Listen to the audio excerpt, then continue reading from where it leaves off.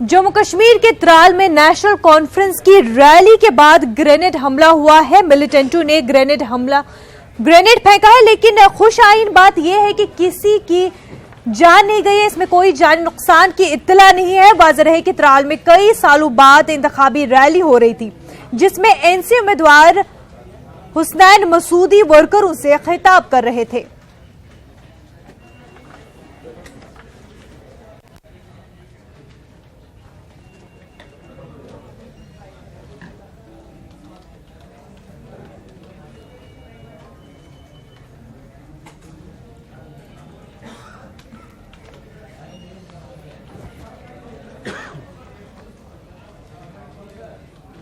मस्जिदों में खवातीन के दाखिले को लेकर के सुप्रीम कोर्ट ने पुणे के एक मुस्लिम जोड़े की अर्जी पर समाअत की। मामले में सुप्रीम कोर्ट ने मरकज, एनसीडब्ल्यू, सेंट्रल वक्फ काउंसिल और all India Muslim personal law board को नोटिस जारी किया है। आपको बता दें कि अर्जी गुजार ने अपनी अर्जी में अदालत से खवातीन के मस्जिदों में ममनू दाखिले को गैर कानूनी करार देने की मांग की है। अर्जी गुजार ने वजारत अक़लियती अमूर और महाराष्ट्र स्टेट वक्फ बोर्ड को भी फरीक बनाए जाने का मुतालबा किया है।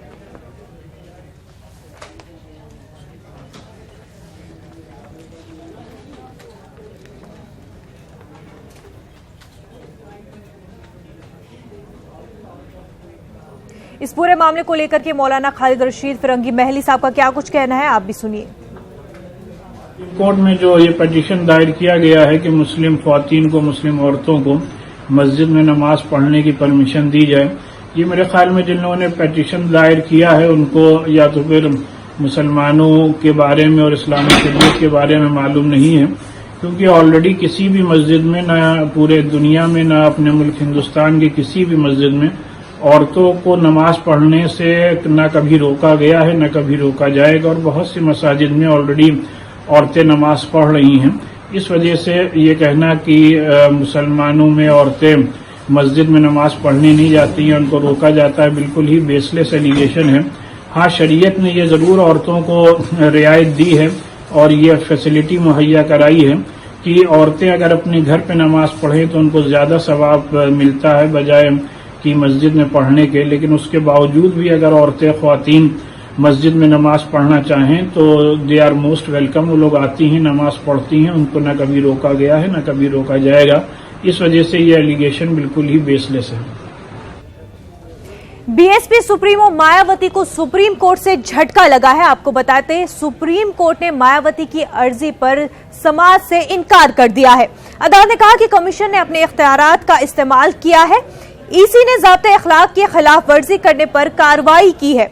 आपको बता दें कि इलेक्शन कमीशन ने मुस्लिम वोट वाले बयान पर मायावती के खिलाफ कार्रवाई करते हुए 48 घंटों की अबूरी रोक लगा दी है। इस मामले पर वुकला ने न्यूज़ 18 से बातचीत की। कोर्ट से फिलहाल मायावती को एक बार फिर से झटका लगा है। सुप्रीम कोर्ट में मायावती ने यह मांग की थी कि उनकी रैली पर जो चुनाव आयोग ने रोक लगाई है उस पर छूट मिल जाए, लेकिन फिलहाल छूट नहीं दी है। पृथ्वी, क्या आदेश सुप्रीम कोर्ट का?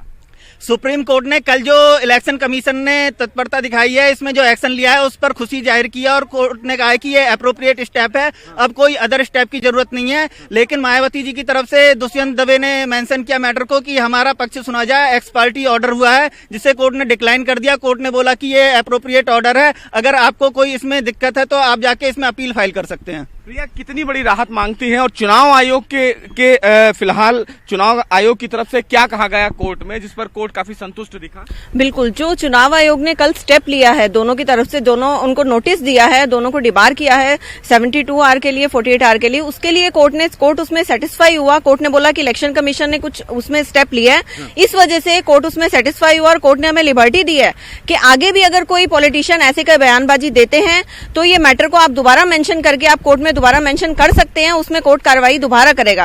और मायावती दोबारा आई कि फिलहाल कोर्ट उस फैसले में बदलाव करे, लेकिन कोर्ट अपने रुख पर सख्त बना रहा। बिल्कुल, मायावती जी की तरफ से दुष्यंत दवे जी अपेयर हुए थे, उनकी तरफ से उन्होंने ये मेंशन किया था कि सुप्रीम कोर्ट में आप हमारा ये मैटर सुने, उसमें मायावती जी की तरफ से, क्योंकि उनकी रैली थी कि वो चाह रहे थे कि उसमें पार्टिसिपेट कर सके, बट सुप्रीम कोर्ट ने डायरेक्टली उसे डिक्लाइन कर दिया। उनकी जो उन्होंने बोला था दुष्यंत दवे जी ने सुप्रीम कोर्ट ने डिक्लाइन कर दिया और बोला कि अगर आपको कोई प्रॉब्लम है इस ऑर्डर से तो आप अपनी अपील फाइल कर सकते हैं, बट इसमें हम इंटरफेयर नहीं करेंगे। तो ये कहीं ना कहीं सुप्रीम कोर्ट ने अहम आदेश दिया है। सुप्रीम कोर्ट ने एक बार फिर से मायावती को एक बड़ा झटका दिया। मायावती ने कहा था कि उनकी रैली पर जो चुनाव आयोग ने रोक लगाई है उस पर सुप्रीम कोर्ट रोक हटाए, लेकिन सुप्रीम कोर्ट ने कहा कि इस तरह अगर बयानबाजी रहेगी तो हम अपने आदेश में बदलाव नहीं करेंगे। वहीं सुप्रीम कोर्ट ने याचिकाकर्ता को यह भी लिबर्टी दे रखी है कि अगर भविष्य में कोई भी राजनेता या जनप्रतिनिधि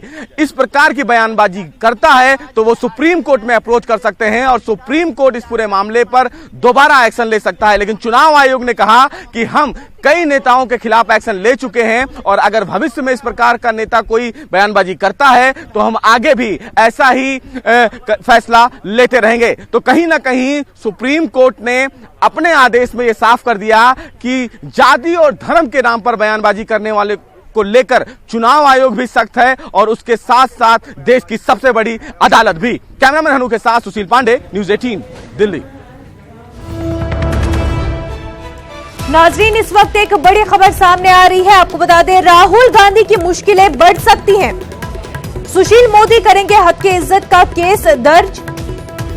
सारे मोदी चोर वाले बयान पर घिरे हैं राहुल।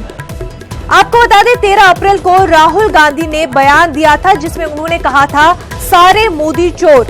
इस बयान पर राहुल गांधी घिरे हुए हैं। सुशील मोदी ने हक की इज्जत का केस दर्ज करने वाले हैं। राहुल गांधी की इस वजह से मुश्किलें काफी बढ़ सकती है। नाजरीन, आपको बता दें, इस वक्त की काफी अहम खबर। 13 अप्रैल को राहुल गांधी ने एक बयान दिया था जिसमें उन्होंने कहा सारे मोदी चोर हैं।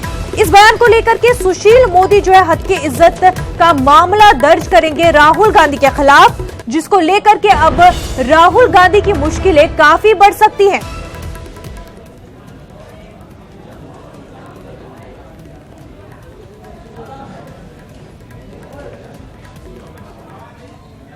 कांग्रेस के नेता राहुल गांधी ने 13 अप्रैल को इस वक्त की बड़ी खबर कर्नाटक के कोलार में एक भाषण देते हुए कहा कि सारे मोदी चोर हैं और उन्होंने ये भी कहा कि क्या कारण है कि सारे चोरों का सरनेम मोदी है और जितने मोदी हैं सारे मोदी चोर हैं।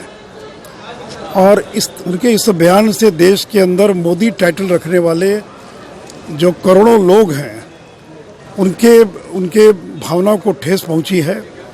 बिहार के अंदर भी लाखों लोग हैं जो मोदी टाइटल रखते हैं। मेरा भी टाइटल मोदी है और से मैंने तय किया कि मैं राहुल गांधी पर मानहानि का मुकदमा दायर करूंगा। माननीय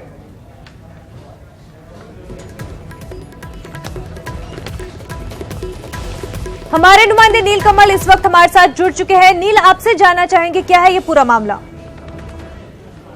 मुनव्वर, देखिए, जिस प्रकार से राहुल गांधी लगातार राफेल मामले पर या फिर जो बैंकों से जो जिन्होंने ऋण लिया था वो लोग नीरव मोदी हो या फिर जो भी हो, वो जो देश से बाहर चले गए थे, उसके बाद 13 अप्रैल को राहुल गांधी ने कहा था कि मोदी टाइटल वाले जितने लोग हैं आखिरकार वो चोर क्यों निकलते हैं।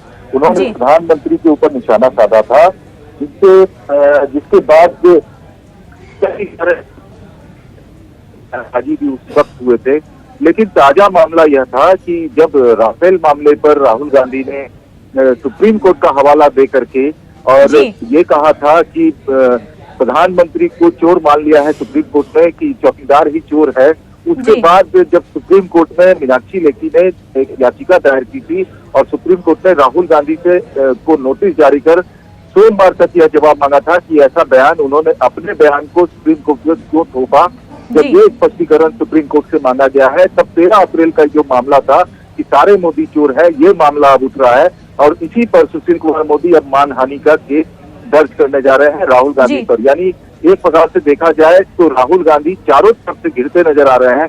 सुप्रीम कोर्ट ने उनसे स्पष्टीकरण मांगा है, सोमवार तक उनको जवाब देना है। इधर सुशील मोदी जो बिहार के डिप्टी सीएम भी हैं, उन्होंने कहा है कि जितने मोदी टाइटल वाले हैं, करोड़ों लोग हैं देश में और लाखों लोग बिहार में हैं, उनके भावना को ठेस पहुंचा है राहुल गांधी ने, लिहाजा वो मानहानि का केस करेंगे। यानी राहुल गांधी चारों तरफ से अब घिरते नजर आ रहे हैं और इनके ऊपर जो केस करने का जो मामला है और जो स्पष्टीकरण का मामला है, अब राफेल हो या फिर मोदी का मामला हो या फिर चौकीदार चोर का मामला हो, चारों तरफ से राहुल गांधी गिरते नजर आ रहे हैं। तो सुप्रीम मोदी ने आशा यही है कि केस करेंगे और मोदी जी का टाइटल है, उन्होंने सिर्फ एक मोदी पर निशाना नहीं साधा बल्कि देश में करोड़ों मोदी है, उनकी भावना को ठेस पहुंचाया है। जी बिल्कुल नील, बहुत बहुत शुक्रिया आपका तमाम तर तफसीलात फराहम करने के लिए। नाजरीन, वजीर आजम नरेंद्र मोदी ने उड़ीसा के संबल में अवामी रैली से खिताब किया है। उन्होंने अपने खिताब में एनडीए हुकूमत की हुसूलियाबियों को उजागर किया। पीएम मोदी ने कांग्रेस और बीजेडी पर निशाना साधा। उन्होंने कहा कि कांग्रेस की वजह से ही मुल्क में गरीबी है। वहीं उन्होंने कहा कि उनकी हुकूमत उड़ीसा के किसानों की मदद करना चाहती है, मगर हमेशा रियासती हुकूमत रोड़े अटकाती रही है।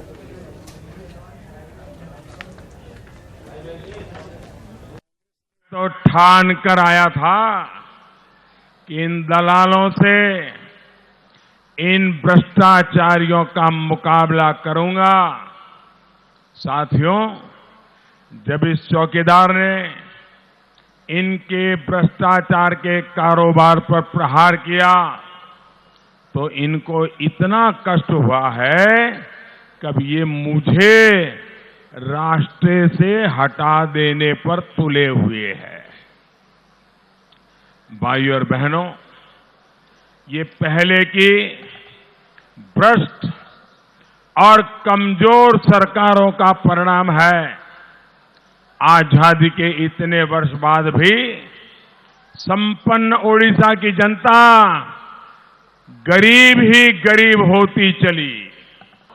स्थिति ये है कि इस चौकीदार ने जो पीएम किसान सम्मान योजना बनाई है, यहां की सरकार के कारण उसका पूरा लाभ आपको नहीं मिल पा रहा है। वजह यह है क्योंकि यहां की सरकार ने किसानों के नाम की जो लिस्ट भेजी है वो भी आधी अधूरी है। आजम खान के बेटे अब्दुल्ला ने वालिद पर लगाए गए इलेक्शन कमीशन की पाबंदी को लेकर के रद्द अमल का इजहार किया है। अब्दुल्ला ने कहा कि बीजेपी को खुश करने के लिए कमीशन ने ये पाबंदी आयद की है। उन्होंने मजीद कहा कि कमीशन ने सफाई पेश करने का मौका ही नहीं दिया। अब्दुल्ला के मुताबिक आजम खान ने जयाप्रदा के खिलाफ बयान नहीं दिया था।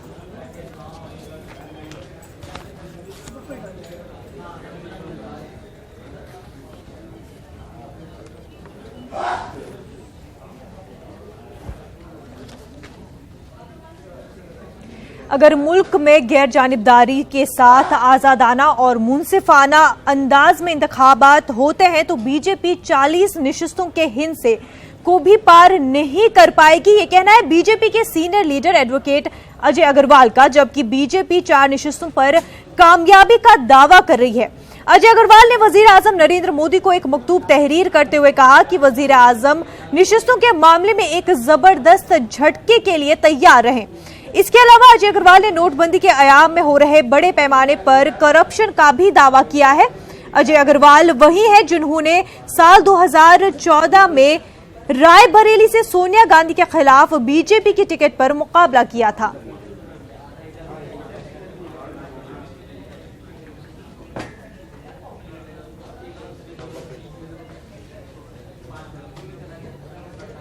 सुबोधकांत सहाय ने रांची के कुतुबुद्दीन शाह दरगाह पर चादर पोशी की है। चादर पोशी और मंदिर में पूजा के बाद उन्होंने पर्चे नामजदगी दाखिल किया है। सुबोधकांत सहाय रांची पार्लियामेंट सीट से कांग्रेस के उम्मीदवार हैं।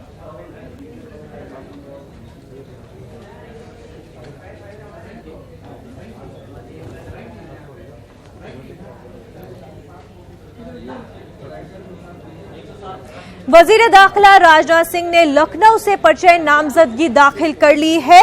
उन्होंने पर्चे नामजदगी दाखिल करने से पहले रोड शो किया था, जिसमें काफी तादाद में कारकुनान शामिल हुए थे। कारकुनान में काफी जोशो खरोश देखा गया।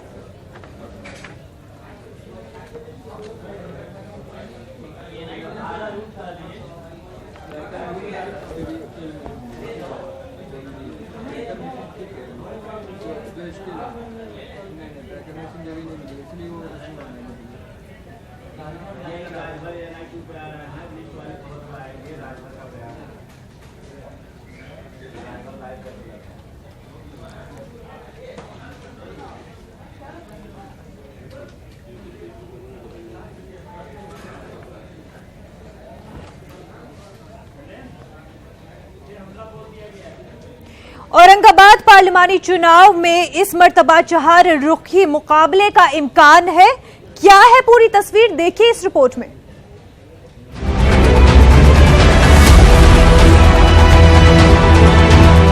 लोकसभा चुनाव 2019 में महाराष्ट्र का औरंगाबाद पार्लिमानी हल्का पूरी रियासत की तवज्जो का मरकज बना हुआ है। इसकी बुनियादी वजह एमआईएम का लोकसभा चुनाव में अपना उम्मीदवार उतारना है। औरंगाबाद पार्लिमानी हल्के पर पिछली 4 दहाइयों से शिवसेना का कब्जा रहा है। उमूमन पार्लिमानी इंतखाबात में औरंगाबाद पार्लिमानी हल्के में कांग्रेस और शिवसेना के दरमियान रास्त मुकाबले की रिवायत रही है और इस मुकाबले में हर बार शिवसेना ही फातेह बनकर उभरी।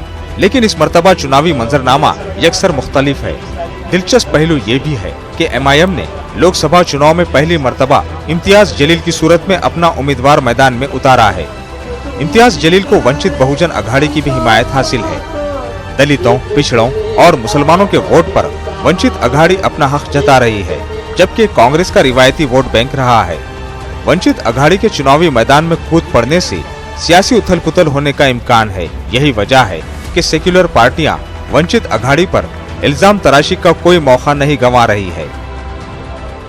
भाजपच्या विरोधामध्ये जे महाआघाडी झालेली आहे त्याच्या मताची विभागणी करायचं एकमेव काम प्रकाश आंबेडकर त्यांचे सहकारी करतात आणि त्यामुळे वंचित आघाडी हे भाजपची बी टीम आहे असा जो आमचा आरोप आहे। आणखी कडक शब्दात बोलता येईल पण मला वाटतं आता योग्य नाही। आमचे मित्र आहेत ते। मैं बताया हमने ये दंगे सेना और इमाम के कुछ नेताओं को इसे हुए। औरंगाबाद के ताल्लुक से हम इतना कहना चाहते हैं कि पिछले 20 सालों से इस शहर के अंदर हर 5 साल के बाद शिवसेना का ही खासदार चुनकर आता है। पिछले 30 सालों से इस महानगर पालिका के ऊपर सिर्फ और सिर्फ शिवसेना और भारतीय जनता पार्टी जीत कर आ रही। ना तो हम इलेक्शन उस वक्त लड़े थे, न वंचित बहुजन आघाड़ी थी। ऐसी सूरत में आज 20 साल के बाद अगर वंचित बहुजन आघाड़ी और एमआईएम के नाम के ऊपर हम इलेक्शन लड़ते हैं तो फिर ये कहना शुरू कर दिए है हमने तो 20 साल ये मौका दिए है। औरंगाबाद पार्लिमानी हल्के में राय दहिंदगान की मजमूई तादाद 18 लाख से ज्यादा है और वोटिंग का तनासुब उमूमन 55 से 60% के दरमियान रहता है। 23 अप्रैल को औरंगाबाद में पोलिंग होनी है। शहर और मज़ाफात में गर्मी की शिद्दत का अंदेशा है, जिसका असर पोलिंग पर पड़ने के आसार है। ऐसे में अगर पोलिंग का तनासुब कम रहा तब भी जो उम्मीदवार 4 लाख से ज्यादा वोट लेने में कामयाब रहेगा उसकी कामयाबी के आसार हैं। लेकिन बड़े पैमाने पर वोटों की तकसीम होने की सूरत में मंजरनामा बदल भी सकता है। इंतखाबी मैदान में चंद्रकांत खेरे को पहली मर्तबा 3 ताकतवर उम्मीदवारों का सामना है, इसलिए वोटों की तकसीम का अंदेशा जाहिर किया जा रहा है। लेकिन सियासी माहिरीन का ये भी दावा है कि शिवसेना का वोट कहीं और जाएगा, इसका इम्कान कम ही है। और वोट तो बिल्कुल तकसीम होंगे।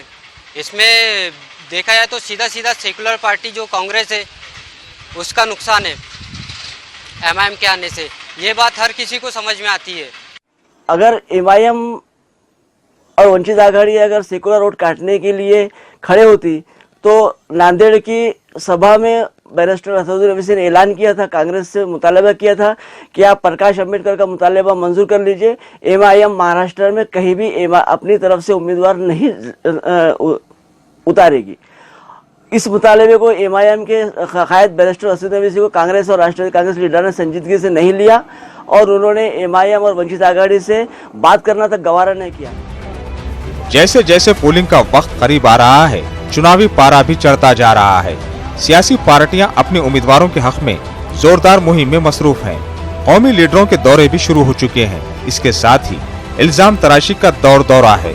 लेकिन आम वोटर इस मर्तबा बेदार हो चुका है। अवाम का कहना है कि अब तक जात पात और फिरका परस्ती के नाम पर गुमराह किया गया, अब मजीद गुमराह नहीं किया जा सकता और शहर की तरक्की को यकीनी बनाने वाले उम्मीदवार को ही उनका वोट जाएगा। अब देखना ये होगा क्या वाकई अवाम सियासी बेदारी का मुजाहरा करते हैं या सियासी बाजीगरों के दामे फरेब में फंस जाते हैं। इसका अंदाजा तो चुनावी नतायज से ही होगा। न्यूज़ 18 उर्दू के लिए औरंगाबाद से अजहरुद्दीन की रिपोर्ट।